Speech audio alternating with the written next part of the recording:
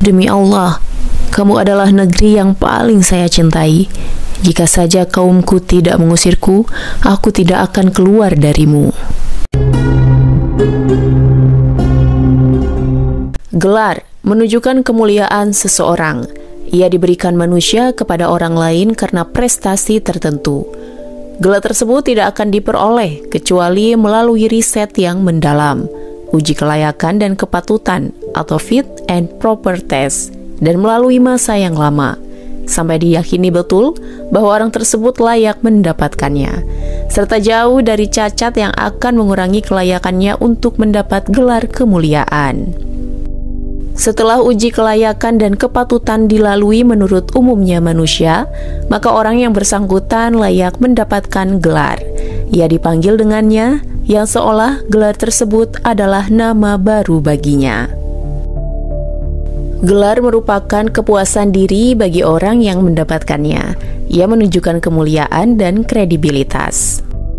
Karena kesepakatan masyarakat atau manusia untuk menyematkan gelar tertentu kepada seseorang merupakan kesaksian yang benar bahwa orang yang bersangkutan memang layak mendapatnya. Kesepakatan masyarakat atas suatu hal tidak bisa disepelekan. Kesepakatan tersebut melalui proses yang lama. Gelar akan menambah prestis pemiliknya, mengangkat harkat, dan membedakan status sosialnya. Siapapun layak berbangga dengan gelar yang ia dapatkan, karena proses untuk mendapatkan gelar tersebut tidak mudah. Ia harus melalui proses tertentu. Tidak jarang, ia terhalangi untuk mendapatkan kenikmatan dunia yang layaknya manusia dapatkan. Meskipun demikian, ia akan selalu menjadi buah bibir manusia. Hal tersebut merupakan kepuasan tersendiri baginya, sebagai ganti atas pengorbanannya menempuh jalan yang tidak biasa dilalui orang pada umumnya. Terkadang seseorang memiliki satu gelar yang mengangkat martabatnya, tetapi bagi orang lain ia layaknya manusia biasa. Sama sekali tidak bertambah status sosialnya. Meskipun tidak jarang pula seseorang mendapatkan gelar yang biasa digunakan oleh masyarakat pada umumnya. Namun ketika seseorang memiliki gelar lebih dari satu dan mendapatkan sifat kemuliaan yang lebih dari satu sifat, maka ia akan memiliki kedudukan istimewa di tengah masyarakat dan menjadikan manusia layak iri dengannya. Gelar-gelar inilah yang dimiliki oleh Sayyidah Khadijah radhiyallahu anha. Ia memiliki gelar kemuliaan lebih dari satu gelar dan mendapatkan sifat kemuliaan lebih dari satu sifat. Gelar pertama yang disematkan manusia kepada Khadijah adalah At-Thahirah atau wanita suci. Ia disifati dengan sifat ini karena memang ia layak mendapatkannya. Ia menikah 2 kali sebelum menjadi pasangan Sayyidil Bashar Muhammad SAW. Suaminya yang kedua meninggal ketika usianya mencapai puncak keremajaannya. Saat itu, kehidupannya bergelimang harta. Ia menjadi pemuka kaum wanita dan konglomerat muda yang piawai berdagang mengelola hartanya. Selain itu, banyak orang yang berharap bisa mempersuntingnya. Meskipun demikian, banyaknya uang yang ia miliki tidak menjadikannya langsung berhubungan dengan kaum lelaki atau terjun langsung di dunia perdagangan. Ia tidak ikut serta bersama pemuka-pemuka Quraisy pada umumnya untuk berdagang. Perdagangan tidak ia jadikan perantara untuk menjalin hubungan dan mempererat jalinan, baik dengan pemuka Mekah atau di luar Mekah. Hebatnya, kondisi tersebut tidak menjadikan Khadijah radhiyallahu anha berpangku tangan. Ia memiliki banyak cara berdagang yang unik, jauh dari godaan hawa nafsu dan kehinaan.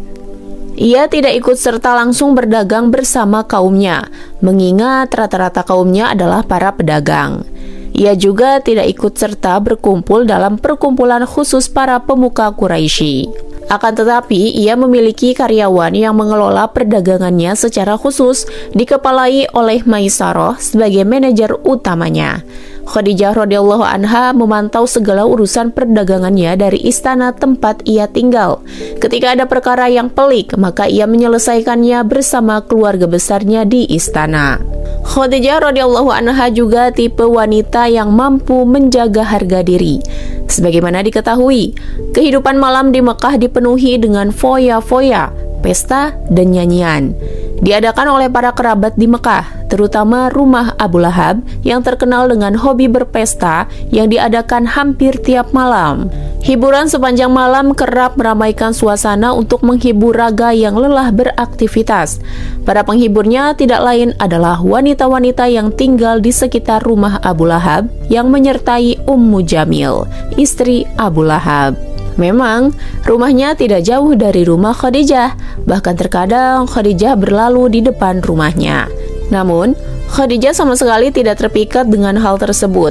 Hatinya tidak terbetik untuk bermain dan bersendau gurau bersama wanita-wanita sebayanya. Seluruh wanita Mekah mengetahui kepribadian Khadijah tersebut. Mereka biasa berdatangan ke rumahnya karena kedudukannya yang mulia di tengah-tengah mereka.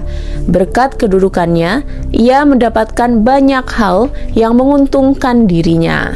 Ketika sesekali ia keluar untuk bertawaf di Masjidil Haram, wanita-wanita yang lain turut bersamanya dan mengerumuninya. Tidak ada satupun dari mereka yang bercanda atau bersenda gurau. Mereka juga tidak berbicara, kecuali pembicaraan yang berguna dan baik-baik.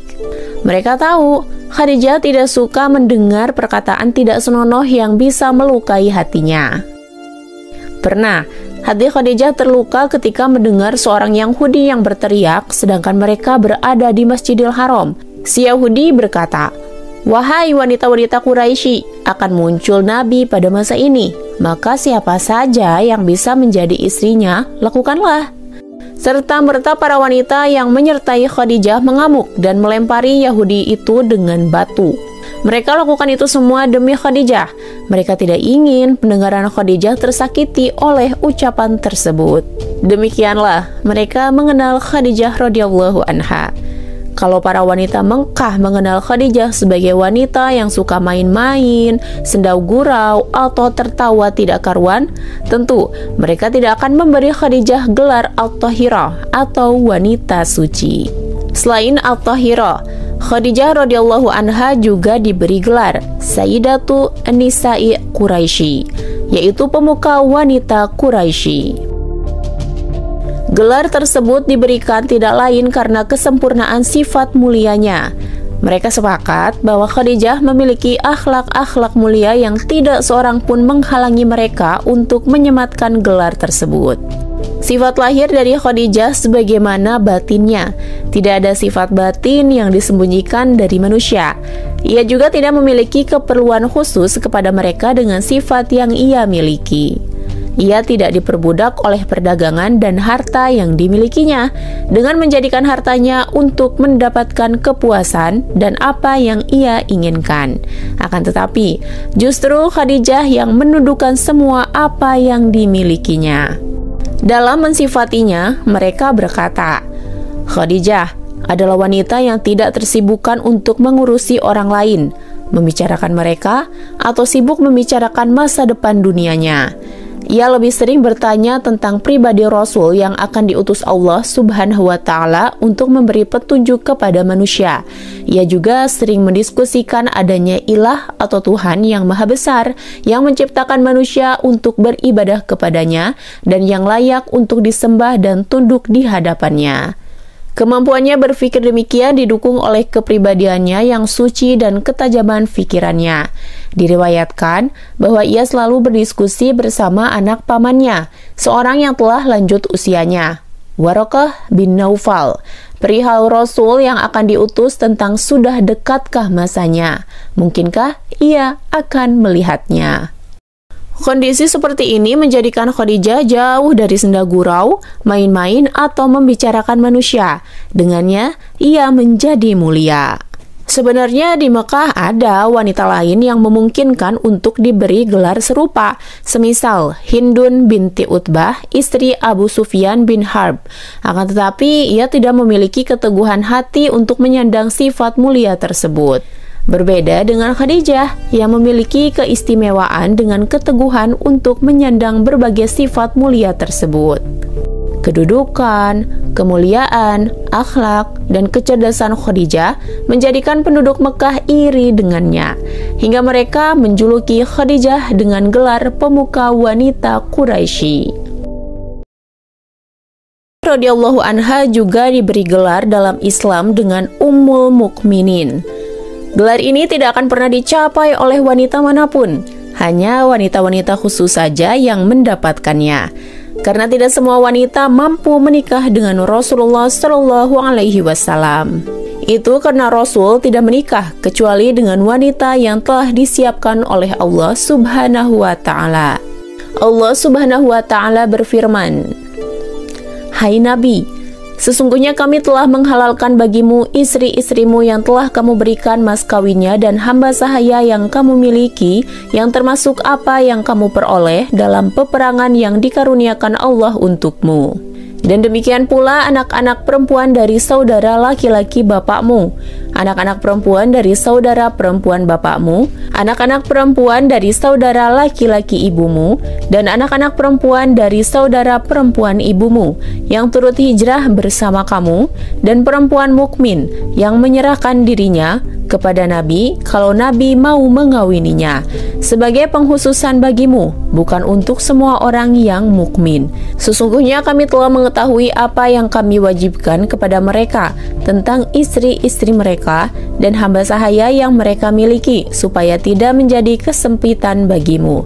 Dan adalah Allah Maha Pengampun lagi Maha Penyayang." Quran Surat Al-Ahzab ayat 50. Tidak halal bagimu mengawini perempuan-perempuan sesudah itu dan tidak boleh pula mengganti mereka dengan istri-istri yang lain, meskipun kecantikannya menarik hatimu, kecuali perempuan-perempuan hamba sahaya yang kamu miliki. Dan adalah Allah Maha mengawasi segala sesuatu. Quran Surat Al-Ahzab ayat 52. Berdasar penjelasan ayat-ayat tersebut, maka tidak semua wanita diberi gelar dengan Ummul Mukminin. Hanya mereka yang diberi anugerah khusus dari Allah Subhanahu wa Ta'ala saja yang mendapat gelar tersebut. Siapa saja yang menyandang gelar tersebut, maka ia akan mendapat martabat yang tinggi dan mulia, menempatkannya pada posisi yang tinggi, dan didoakan kaum muslimin sepanjang masa untuk dimintakan kedudukan yang mulia di sisi Allah Subhanahu wa Ta'ala.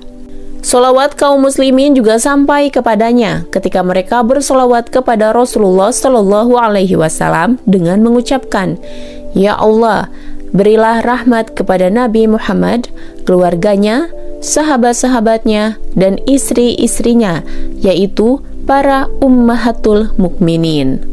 Sayyidah Khadijah radhiyallahu anha juga turut serta mendapat gelar Ummul Mukminin bersama istri-istri Rasulullah yang lain.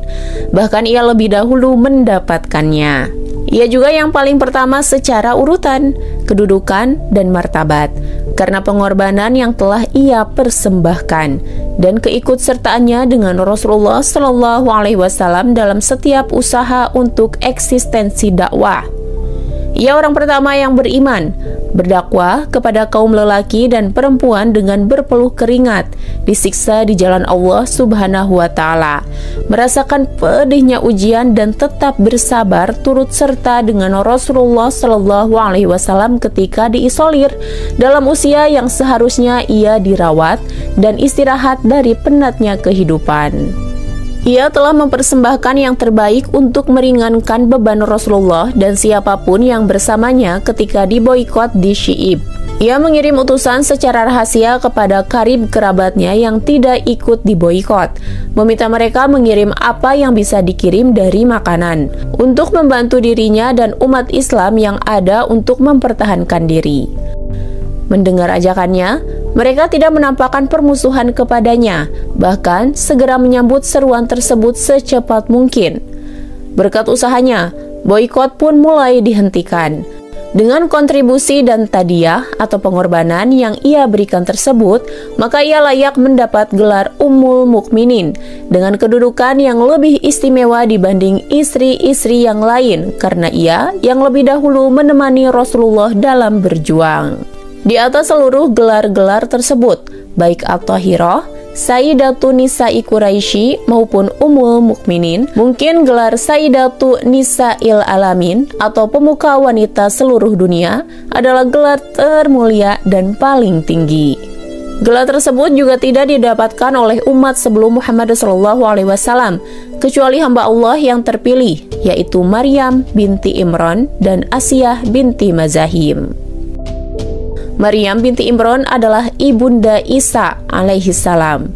Allah Subhanahu wa Ta'ala berfirman, "Sesungguhnya Allah telah memilih kamu, menyucikan kamu dan melebihkan kamu atas segala wanita di dunia yang semasa dengan kamu. Hai Maryam, taatlah kepada Tuhanmu, sujud dan rukuklah bersama orang-orang yang ruku." Quran Surat Al-Imran ayat 43. Allah Subhanahu wa Ta'ala mengutus utusan dari kalangan malaikat kepada ibunda Isa ketika masih perawan untuk menyampaikan kepadanya bahwa Allah menyucikan dan memilihnya dari seluruh wanita di dunia. Sebagai bukti akan kekuasaannya dengan melahirkan nabi dan utusannya, Allah Subhanahu wa Ta'ala juga memerintahkan kepadanya untuk melazimi salat dan ketaatan, juga ibadah dan syukur kepada Allah Subhanahu wa Ta'ala sepanjang hidup. Sedangkan Asiyah binti Muzahim adalah istri seorang pembesar dari golongan musuh Allah, yaitu Fir'aun, seorang penguasa negeri Mesir ribuan tahun silam. Asiyah telah beriman kepada Allah Subhanahu wa Ta'ala, mengutus Musa sebagai nabi utusannya. Mengetahui keimanannya, Fir'aun memerintahkan untuk membunuhnya, tetapi Allah Subhanahu wa Ta'ala menyelamatkannya. Siksaan yang mereka berikan sama sekali tidak membahayakannya. Ketika hendak disiksa, ia berdoa kepada Allah Subhanahu wa Ta'ala yang Allah abadikan dalam Al-Quran. Ya Robku, bangunlah untukku sebuah rumah di sisimu dalam surga, dan selamatkanlah aku dari Fir'aun dan perbuatannya, dan selamatkanlah aku dari kaum yang zalim. Quran Surat At-Tahrim ayat 11. Kini, Asiyah menikmati kehidupan yang nyata sebagaimana orang-orang solih yang hidup di sisi Allah Subhanahu wa Ta'ala setelah dibangkitkan. Ia hidup di istana yang megah yang dikelilingi rahmat Allah Subhanahu wa Ta'ala. Allah mengabulkan permohonannya dan menyelamatkannya dari kejahatan Fir'aun, lalu mengangkatnya menuju jannah. Ia makan, minum, dan mendapatkan kenikmatan di sana. Keempat wanita tersebut, yaitu Asiyah binti Muzahim istri Fir'aun, Maryam binti Imran ibunda Isa alaihissalam, Khadijah istri Nabi, dan Fatimah putri Nabi sallallahu alaihi wasallam berhak mendapatkan kemuliaan dari Allah Subhanahu wa Ta'ala dengan kedudukan sebagai Sayyidatu Nisa'il Alamin fid dunya wal akhirah, atau pemuka wanita dunia dan akhirat. Imam Ahmad meriwayatkan hadis dari jalur Ibnu Abbas radhiyallahu anhu bahwa ia berkata, Rasulullah Shallallahu alaihi wasallam membuat 4 garis di atas tanah, kemudian bersabda, "Tahukah kalian apa ini?" Para sahabat menjawab, "Allah dan Rasul-Nya lebih mengetahui." Rasulullah Shallallahu alaihi wasallam bersabda, "Penghuni surga yang paling utama dari kalangan wanita adalah Khadijah binti Khuwailid, Fatimah binti Muhammad, dan Asiyah binti Muzahim istri Fir'aun, serta Maryam putri Imran. Semoga Allah meridhoi mereka semuanya." Imam Al-Bukhari meriwayatkan dari jalur Ali bin Abi Thalib bahwa Rasulullah bersabda, "Wanita yang paling baik pada zamannya adalah Maryam alaihissalam, dan wanita yang paling baik pada zamannya adalah Khadijah radhiyallahu anha." Imam Al-Bukhari meriwayatkan dari Rasulullah Shallallahu alaihi wasallam bersabda, "Wanita penghuni surga paling utama adalah Khadijah binti Khuwailid, Fatimah binti Muhammad, Maryam binti Imran, dan Asiyah binti Muzahim istri Fir'aun." Wallahu a'lam bishawab.